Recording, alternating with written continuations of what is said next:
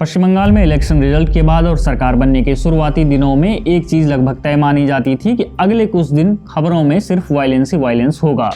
2021 का पोस्ट पोल वायलेंस सभी को याद होगा, जिसमें भाजपा कार्यकर्ताओं और उनके समर्थकों की हत्या, महिलाओं के साथ दुष्कर्म, उनके घरों में तोड़फोड़, लूटपाट और फर्जी मुकदमों में मामले दर्ज कर जेल भेज दिया गया था। हजारों लोगों को महीनों तक अपने घर से दूर कहीं छिपकर रहना पड़ा था। उस समय बंगाल ने दुर्भाग्यवश शायद यह मान लिया था कि वायलेंस ही उसकी नियति है, लेकिन इस बार तस्वीर इसके बिल्कुल उलट दिखाई दे रही है। और अब जो मैं आपको बताने जा रहा हूँ वो हो सकता है आपको सुनकर लगे कि ये तो नॉर्मल सी बात है, लेकिन बंगाल के लिए, वहाँ के लोगों के लिए ये नॉर्मल नहीं है, क्योंकि वो ये पहली बार देख रहे हैं, या यूं कहिए आज़ादी के बाद लंबे अरसे बाद देख रहे हैं। बंगाल में भाजपा सरकार बने अभी 2 हफ्ते भी पूरे नहीं हुए हैं और खबरें क्या आ रही हैं? बंद पड़े मेट्रो प्रोजेक्ट्स के शुरू होने की, हाईवेज और एक्सप्रेसवेज की, स्कूल्स की, मेडिकल फैसिलिटीज की और गवर्नेंस रिफॉर्म्स की। पिछले कई वर्षों में बंगाल में सेंटर वर्सेस स्टेट की लड़ाई लगातार देखने को मिलती रही है। चुनाव में भी ये बड़ा मुद्दा रहा कि जिन योजनाओं का लाभ पूरे देश की जनता उठा रही है, उनसे ममता बनर्जी बंगाल की जनता को जानबूझकर वंचित रख रही है। कई ऐसी सेंट्रल स्कीम्स और इंफ्रा प्रोजेक्ट्स थे जिनका फायदा सीधा बंगाल की जनता को मिलना था, लेकिन वो ठंडे बस्ते में पड़े रहे। अब जैसे कोलकाता मेट्रो को ही लीजिए। कोलकाता का न्यू गरिया एयरपोर्ट मेट्रो कॉरिडोर 32 किलोमीटर का एक ऐसा मेगा प्रोजेक्ट था जो शहर की कनेक्टिविटी के हाल पूरी तरह बदल सकता था। इसका मकसद ही ये था कि शहर के दक्षिणी हिस्से को एयरपोर्ट से फास्ट और अफोर्डेबल कनेक्टिविटी देना, और ये इसलिए भी ज़रूरी था क्योंकि वाया सड़क इस रूट पर ट्रैफिक बड़ी समस्या है। वैसे तो कोलकाता की लगभग सभी सड़कों पर आमतौर पर ट्रैफिक एक बड़ी प्रॉब्लम है। खैर, न्यू गरिया एयरपोर्ट मेट्रो लाइन में चिंगरी घाटा एक जगह है जिसमें करीब 366 मीटर का काम लंबे समय तक रुका रहा। केंद्र सरकार के मुताबिक ममता सरकार को ट्रैफिक डाइवर्जन के लिए एनओसी देनी थी। रेलवे डाइवर्जन रिलेटेड अपना काम पूरा कर चुका था, लेकिन एनओसी रिक्वेस्ट ममता बनर्जी के सरकारी ऑफिसों में धूल खा रही थी। कोलकाता पुलिस और स्टेट ऑफिशियल्स के साथ कई मीटिंग्स हुई, लेकिन क्लियरेंस ही नहीं मिला। 2015 में प्रोजेक्ट शुरू हो गया था। इसके बाद से ये कछुआ चाल चल रहा था। कभी लैंड एक्विजिशन में देरी, तो कभी टाइम पर इंक्रोचमेंट नहीं हटाया गया और कभी ट्रैफिक डाइवर्ट नहीं कर पाए। तो जिस प्रोजेक्ट की लागत शुरुआत में करीब 4260 करोड़ रुपए तय की गई थी, वो देरी के चलते 6250 करोड़ रुपए तक पहुंच गया। मेट्रो के मामले में हालात ऐसे थे कि सुप्रीम कोर्ट तक को दखल देना पड़ा था। कोर्ट ने ममता सरकार को ये नसीहत तक दे डाली थी कि डेवलपमेंट प्रोजेक्ट्स को पॉलिटिसाइज नहीं किया जाना चाहिए। अब दूसरी तरफ देखिए, भाजपा सरकार बनते ही मात्र 10 दिनों के अंदर इस पर काम भी शुरू हो चुका है और उम्मीद है कि जल्द ही ये पूरा भी हो जाएगा। ये सिर्फ इस अकेले मेट्रो कॉरिडोर की कहानी नहीं है। बंगाल में कई इंफ्रा प्रोजेक्ट्स इसी तरह क्लियरेंस और अप्रूवल्स के बीच अटके हुए थे। अब हाईवेज की बात कर लीजिए। भाजपा सरकार ने यहाँ 7 महत्वपूर्ण नेशनल हाईवेज कॉरिडोर्स को NHAI और NHIDCL को सौंपने की मंजूरी दे दी है। ये फैसला भी लगभग 1 साल से लटका हुआ था और अब शुरुआती दिनों में ही इसे मंजूरी मिल गई। ये corridors North Bengal, Sikkim, Bhutan border और बांग्लादेश बॉर्डर से जुड़ी सड़कों पर तेजी से काम करवाएंगे। सेवक, कालिम्पोंग, हासीमारा, जयगांव और सिलीगुड़ी, दार्जिलिंग जैसी अहम सड़कें सिर्फ टूरिज्म के लिए नहीं, बल्कि ट्रेड, बॉर्डर कनेक्टिविटी और लोकल इकोनॉमी के लिए बेहद ज़रूरी हैं।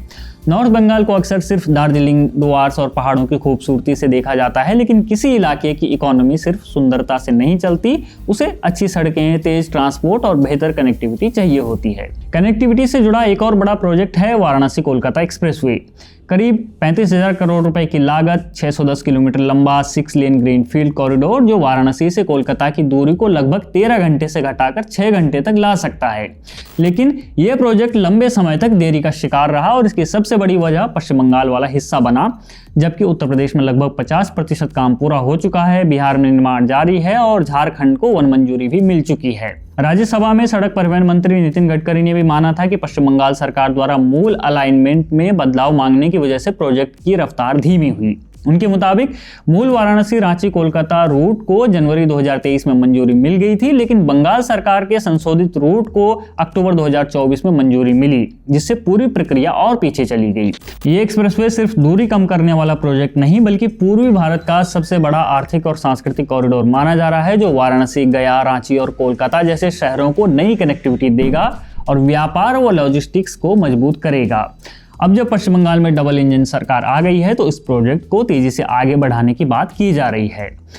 इसी तरह सेंट्रल गवर्नमेंट स्कीम्स जो इतने सालों से बंगाल में लटकी हुई थी, जिन्हें ममता बनर्जी लागू नहीं होने दे रही थी, उन्हें लागू करवाने के लिए अब हरी झंडी दे दी गई है। जैसे PM श्री स्कूल्स। पूरे देश में इस समय 12,000 से ज़्यादा पीएम श्री स्कूल्स हैं जिनमें लाखों बच्चे पढ़ रहे हैं, लेकिन पश्चिम बंगाल में एक भी पीएम श्री स्कूल्स के लिए ममता सरकार तैयार नहीं थी। क्यों? क्योंकि उसमें पीएम नाम लगा हुआ था और उन्हें यह पसंद नहीं है कि बंगाल में कोई भी ऐसी स्कीम लागू हो जिसका क्रेडिट केंद्र सरकार को जाए। हालांकि जो काम इतने साल से नहीं हुआ वो मात्र 10 दिनों के अंदर बंगाल की भाजपा सरकार और केंद्र सरकार के बीच MOU साइन करके हो गया है। अब बंगाल का बच्चा भी देश के सबसे बेहतरीन और अफोर्डेबल स्कूल्स में पढ़ सकेगा। इसी तरह आयुष्मान भारत योजना, जिसमें 5 लाख तक के मुफ्त इलाज का लाभ पूरा देश उठा रहा था, लेकिन बंगाल नहीं, और कारण फिर वही ममता बनर्जी। लेकिन अब भाजपा सरकार बनते ही इस योजना को भी हरी झंडी मिल गई है। इसी के साथ हर घर नल से जल योजना में भी तेजी लाने का काम शुरू हो गया है, जो हर ग्रामीण घर तक पीने का पानी पहुंचाएगी। ये मुद्दा चुनाव के दौरान भी काफी चर्चा में रहा कि ममता बनर्जी ने इसे रोक कर रखा हुआ है। अब गवर्नेंस साइड पर कुछ और एक्शन देखिए। हावड़ा स्टेशन के बाहर एंटी इंक्रोचमेंट ड्राइव चलाई गई है, रेलवे लैंड से इलीगल स्ट्रक्चर्स हटाए गए हैं, लेकिन सबसे ज़्यादा चर्चा में जो चीज़ रही है वो है ममता सरकार के दौरान शुरू हुए अवैध टोल वसूली पॉइंट्स को बंद करना। ड्राइवर्स के लिए अचानक 360 डिग्री चेंज जैसा रहा। जिन ड्राइवर्स को अब तक TMC के वसूली गैंग को टोल देना पड़ता था वो एकाएक बंद हो गया, अब कोई वसूली नहीं।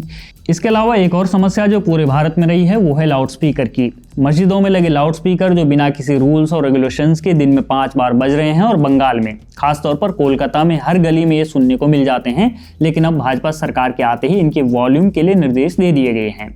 साथ ही पब्लिक प्लेस, सड़क और गलियों में हर शुक्रवार भारी भीड़ रहती थी, तो अब पब्लिक रोड ब्लॉकेज को लेकर स्ट्रिक्ट इन्फोर्समेंट की बात सामने आई है। सरकार का कहना है कि रूल्स सभी कम्युनिटीज पर इक्वली लागू होंगे और ये जमीन पर दिखने भी लगा है। ये वीडियो देखिए। कोलकाता में पंचानन ग्राम स्थित गुलशन कॉलोनी, तंग गलियां, जर्जर मकान और कम रोशनी वाली सड़कें, यही इस मुस्लिम बहुल कॉलोनी की पहचान रही है। हाल के समय में ये तब चर्चा में आई थी जब यहाँ मात्र 20,000 के करीब वोटर्स निकले, जबकि यहाँ की आबादी करीब 2 लाख बताई जाती है। बीते शुक्रवार का ये वीडियो है और यहाँ सड़क पर शांति दिखाई दे रही है। स्थानीय लोग कह रहे हैं कि ऐसा पहले कभी देखने को नहीं मिला है। बंगाल में भाजपा सरकार बनने के बाद बांग्लादेश बॉर्डर पर फेंसिंग के लिए जमीन देने की घोषणा भी हो चुकी है। केंद्र सरकार लंबे समय से फेंसिंग के लिए जमीन मांग रही थी, लेकिन TMC सरकार पर इसे लटकाने के आरोप लगते रहे। करीब 456 किलोमीटर के बॉर्डर एरिया में फेंसिंग होनी थी, जिसमें से 378 किलोमीटर से जुड़ी जमीन ममता सरकार ने अलग अलग कारणों से लटका रखी थी, वो भी तब जब अवैध घुसपैठिए न सिर्फ बंगाल या नॉर्थ ईस्ट बल्कि पूरे भारत के लिए समस्या बन रहे हैं। लेकिन भाजपा सरकार बनते ही 45 दिनों के भीतर BSF को जमीन सौंपने की बात कही गई है। नेशनल सिक्योरिटी के लिहाज से ये बहुत बड़ा कदम माना जा रहा है। पश्चिम बंगाल में कई ऐसे काम जो कई वर्षों से लटके हुए थे, उन पर अब शुरुआती दिनों में ही मूवमेंट दिखाई देने लगी है। इससे नई भाजपा सरकार की प्रायोरिटीज और गवर्नेंस अप्रोच दोनों साफ दिखाई देती हैं। हालांकि बंगाल की राह इतनी आसान भी नहीं है जितनी अभी दिखाई दे रही है। लेफ्ट और TMC के लंबे शासन ने सिस्टम को पंगो बना दिया है और इतने बड़े राज्य में बदलाव ओवरनाइट नहीं आते।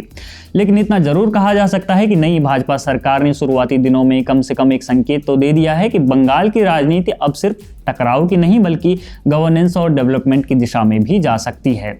बने रहिए हमारे साथ, देखते रहिए ऑप इंडिया।